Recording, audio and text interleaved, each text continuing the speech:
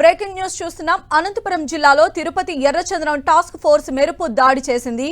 నార్పల మండలం బొమ్మలాట్లపల్లిలో 109 ఎర్రచంద్రం దొంగలు స్వాధీనం చేసుకున్నారు.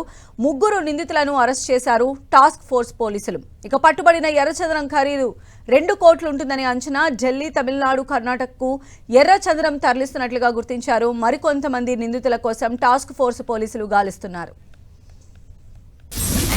అనంతపురం జిల్లాలో ఉక్రాయ సముద్రం మండలవాడ గ్రామానికి సంబంధించి ఒక పొలంలో దాదాపు 3 టన్నుల 2 కోట్లు విలువ చేసే ఎర్రచందనాన్ని ఇంటెలిజెన్స్ మరియు లోకల్ పోలీస్ ఇన్పుట్ ద్వారా సీజ్ చేయడం జరిగింది.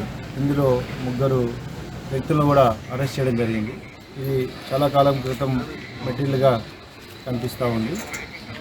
ఇది ఎక్కడి నుండి ఇక్కడికి తీసుకురావడం జరిగింది, దీనిపై ఉన్న ఈ మెటీరియల్ని ఎక్కడ తీసుకెళ్ళడానికి మీరు అక్కడ ఉంచారనేది పూర్తిగా విచారణ చేస్తున్నాం. కేసు రిజిస్టర్ చేసి ఈ 3 వ్యక్తుల్ని మరియు ఒక కారు అదుపులో తీసుకోవడం జరిగింది. అరెస్ట్ చేస్తూ తదుపరి విచారణలో పూర్తి వివరాలు తీసుకొని.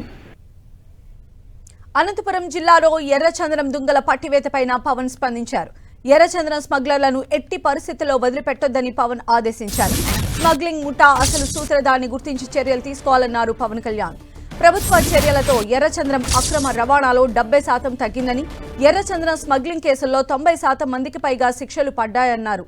రాష్ట్ర సంపద ఎర్రచంద్రం సరిహద్దులు దాటకుండా చర్యలు తీసుకోవాలని, స్మగ్లింగ్ నెట్వర్క్లపై ఉక్కుపాదం మోపాలని డిప్యూటీ సీఎం పవన్ కళ్యాణ్ ఆదేశించారు.